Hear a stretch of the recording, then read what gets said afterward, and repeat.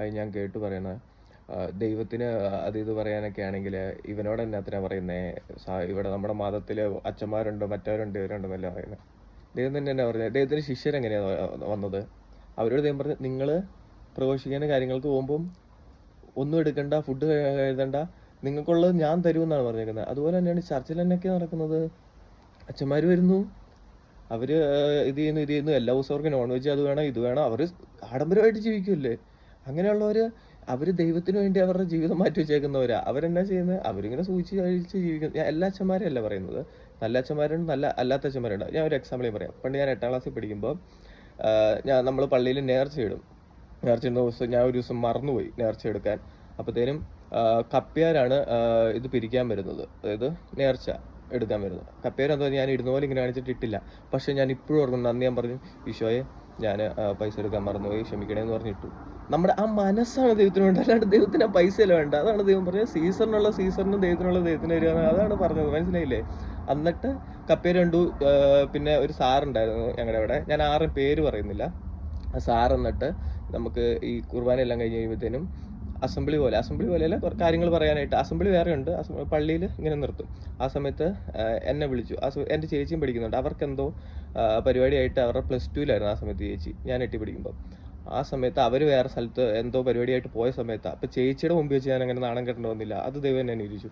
എന്നിട്ട് എന്നെ അവിടെ പിടിച്ച് നടുക്ക് നിർത്തിയിട്ട് എന്നെ കുറേ കളിയാക്കി, കാര്യങ്ങളെല്ലാം പറഞ്ഞു. 8ാം ക്ലാസ്സിൽ പഠിക്കുന്ന ഒരു കൊച്ചാന്ന് ഓർക്കണേ. അവിടെ നിർത്തേണ്ട കാര്യത്തിന് അച്ഛൻ പറഞ്ഞു, 1 മാസത്തേന് നിന്നെ ഞാൻ സസ്പെൻഡ് ചെയ്തിരിക്കുന്നു, നീ മിഷലീൻ്റെ പരിപാടിക്കൊന്നും വരണ്ട. മിഷലീൻ്റെ ആണ് ഫുട്ബോൾ കളി, അതിന് വരണ്ട. ഞങ്ങളവിടെ കളിക്കുകയൊക്കെ ചെയ്യുന്നത്. നമുക്ക് ആകെ കിട്ടുമെന്ന് പറഞ്ഞു കഴിഞ്ഞാൽ ശനിയും ഞായറുമാണ് കളിക്കാൻ കിട്ടുന്നത്. അപ്പോൾ പിള്ളേരാരും എല്ലാവരും പള്ളിയുടെ മുറ്റത്താണ് കളിക്കുന്നത്, മനസ്സിലായില്ലേ? അപ്പം എന്നെ അതിൽ നിന്നും എന്നെ സസ്പെൻഡ് ചെയ്തു, മനസ്സിലായോ? പിള്ളേരുടെ മുമ്പ് വെച്ച് നാണം കെട്ടിയത് പോരായിട്ട് അത്രയും വലിയ തെറ്റാണല്ലോ ഞാൻ ചെയ്തത്, മനസ്സിലായോ? 1 രൂപ ഇട്ടില്ല, മനസ്സിലായില്ലേ? പക്ഷെ എൻ്റെ മനസ്സുകൊണ്ട് ഞാൻ അവിടെ സോറി പറഞ്ഞു, ഇട്ടില്ല എന്ന് പറഞ്ഞിട്ട് നമ്മളങ്ങനെ ഇട്ടു, മനസ്സിലായോ? എന്നിട്ട് മിഷലീൻ്റെ ആണ് ഫുട്ബോൾ കളിക്കുന്നത്, പിള്ളേർ കളിക്കുന്നത്, അതുകൊണ്ട് വരണമെന്ന് പറയും. 1 മാസം ഞാൻ അവിടെ ഇരുന്ന് ഇവരുടെ കളി കണ്ടു. മിഷലീൻ്റെ പരിപാടിയാണെങ്കിൽ അന്യമതസ്ഥരായ പിള്ളേരും അവിടെ വന്ന് കളിക്കുന്നുണ്ടായിരുന്നു അവരുടെ കൂടെ. മിഷലീൻ്റെ പരിപാടിയാണെങ്കിൽ അന്യമതസ്ഥരെ കളിപ്പിക്കേണ്ട കാര്യമില്ലല്ലോ. ഇതൊക്കെയാണ് നമ്മുടെ പുരോഹിതരുടെ പ്രശ്നം. എല്ലാവരും നല്ലവരല്ല. നിങ്ങൾ ഓർക്കും, അങ്ങനെയാണെങ്കിൽ അച്ഛൻ്റെ കയ്യിൽ കൊടുത്താൽ പോരെ, അത് കൊടുത്താൽ പോരെ എന്ന് ഓർക്കും. അവരുടെ മനസ്സ് നല്ലതാണോ അല്ലയോ എന്ന് ദൈവത്തിന് അറിയാൻ പറ്റത്തുള്ളൂ, മനസ്സിലായോ? എനിക്കറിയാം കുറേ പുരോഹിതർ നല്ലവരായിട്ട് കളിക്കുന്നത്, നമ്മൾ തന്നെ കണ്ടിട്ടുണ്ടല്ലോ. ഇനി ഒരു കാര്യം പറയാം. അപ്പം നീ അതല്ലേ ഇതല്ലേ എന്ന് പറയും. നിങ്ങൾക്ക് എൻ്റെ ലൈഫ് അറിയാവും, എന്നെ പേഴ്സണലി എന്നെ അറിയാവുന്നവർക്കറിയാം. ഞാൻ മഹാ തല്ലിപ്പൊളിയായിരുന്നു. തല്ലിപ്പൊളി എന്ന് പറയുമ്പോൾ മഹാ തല്ലിപ്പൊളിയായിരുന്നു. എല്ലാ അലമ്പ് പരിപാടിക്കും ഉണ്ടായിരുന്നു. അത് എൻ്റെ ജീവിതം മാറ്റിയത് വീട്ടുകാർ ഡിവോഴ്സായി 2ആയി മാറി. അമ്മ ആണെങ്കിൽ റിലേറ്റീവ്സിൻ്റെ അടുത്തോട്ട് മാറി. ആ സമയത്ത് ഞാൻ പിന്നെ തൊടുപുഴയിലോട്ട് IELTSൻ്റെ പരിപാടിയൊക്കെ ആയിട്ട് അങ്ങോട്ട് മാറി. അവിടെ നിന്നാണ് എൻ്റെ ലൈഫ് മാറി തുടങ്ങുന്നത്, മനസ്സിലായോ? എന്നിട്ട് പിന്നെ ഞാൻ ഇങ്ങോട്ട് കയറി വന്നു കഴിഞ്ഞിട്ട് എനിക്ക് എന്തോ ഭാഗ്യത്തിന്, ബാക്കി ആർക്കും ജോലി കിട്ടില്ല. എനിക്ക് 1 മാസം കഴിഞ്ഞപ്പോൾ തന്നെ എനിക്ക് ജോലി ദൈവം തന്നു.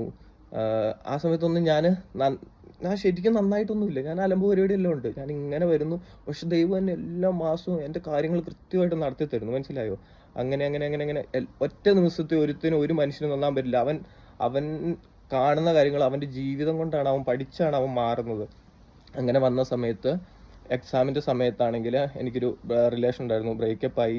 പിന്നെ വീട്ടിൽ ഈ പ്രശ്നം, വർക്കിൻ്റെ ഇത്, വിൻ്റർ മൈനസ് തണുപ്പ് കാര്യങ്ങൾ, വർക്കിന് നമുക്ക് പോകണം, നടക്കണം 1 കിലോമീറ്റർ അങ്ങോട്ട് 1 കിലോമീറ്റർ ഇങ്ങോട്ട്. അപ്പോൾ ആൾക്കാർ നോക്കുമ്പോഴത്തേനും ഇച്ചിരി മുടിയുണ്ട്, ഇത് ഉറക്കമില്ല. നമുക്ക് അതിനനുസരിച്ചുള്ള നമ്മുടെ പേഴ്സണലായിട്ടുള്ള പ്രശ്നങ്ങളുണ്ട്. ഞാൻ ഈ കാണുന്നതെല്ലാം കാരണം എനിക്ക് ഉറങ്ങാൻ പറ്റുന്നില്ല, എക്സാം ഉണ്ട്, വർക്കുണ്ട്. ഇങ്ങനെയൊക്കെ വരുമ്പോൾ നമ്മുടെ ബോഡി റിയാക്ട് ചെയ്യുന്നതാണ്. അതാണ് നമ്മൾ ഈ കാണിക്കുന്ന കണ്ടന്റ് ചെയ്ത്. അല്ലാണ്ട് നമ്മൾ മയക്കുമരുന്ന് അത് ഉപയോഗിക്കുക എന്നല്ല അതിൻ്റെ അർത്ഥം, മനസ്സിലായില്ലേ? ഇങ്ങനെ ഞാൻ ജീവിതം പഠിച്ചു. ഈ 23-ാം വയസ്സിൽ ഞാൻ ഇത്രയും കാര്യങ്ങൾ ഞാൻ പഠിച്ചു, മനസ്സിലായോ? അതായത് ഞാൻ പറഞ്ഞു തന്നെ എന്നാന്ന് പറഞ്ഞു കഴിഞ്ഞാൽ, യേശു വന്ന് ക്രിസ്തീയ വിശ്വാസത്തിലുള്ളവരോടാണ് ഞാൻ പറയണത്. അവർക്ക് മനസ്സിലാകത്തുള്ളൂ. യേശു വന്ന് വിളിച്ചത് ആ കാലഘട്ടത്തിൽ ഇസ്രായേലിലുണ്ടായിരുന്ന പുരോഹിതരെയോ നല്ലവരായവരെയോ ഒന്നുമല്ല. യേശു വന്ന് വിളിച്ച ചുങ്കക്കാരനായവരെയും പാപിയായിരുന്നവനെയും. പാപി എന്ന് പറഞ്ഞു കഴിഞ്ഞാൽ ആൾക്കാരെ കൊന്ന് അങ്ങനെ വലിയ പാപികളായ അവരെല്ലാം പോകുമെന്നറിയാം. അവരെയൊന്നും വിളിച്ചിട്ടും കാര്യമില്ല. അങ്ങനെയുള്ളവന്മാരെ ദൈവം സ്വയം അവന് അവസരം കൊടുത്തിട്ടുണ്ട്. അതാണ് നന്മ തിന്മകളുടെ അറിവ്.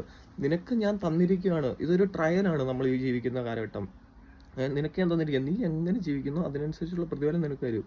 അങ്ങനെ അപ്പം വലിയ പാപികളൊന്നും മാറുമായിരിക്കും. അതൊക്കെ അവരുടെ കുടുംബത്തെ, അവരുടെ മാതാപിതാക്കളുടെ പ്രാർത്ഥന പോലെയാണ്. മനസ്സിലായില്ലേ? എൻ്റെ അമ്മയുടെ പ്രാർത്ഥന കാരണം എനിക്ക് ഞാൻ ഇത്രയും മാറിയത്.